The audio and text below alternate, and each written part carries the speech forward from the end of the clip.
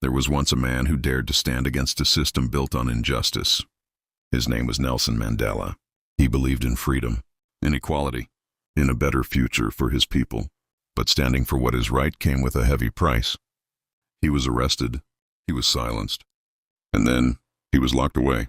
Not for days, not for months, but for 27 years. Imagine that. 27 years of your life gone. In prison, he faced hard labor, isolation, and conditions meant to break his spirit. Many thought he would come out angry, bitter, seeking revenge. But Mandela made a different decision. Instead of letting prison destroy him, he used it to build himself. He grew stronger in mind, stronger in character, stronger in purpose. He understood something powerful. The true strength is not in revenge, but in forgiveness. When he was finally released, the world watched closely. Would he fight back? Would he seek revenge? No. He chose peace. He chose unity. He chose to lead.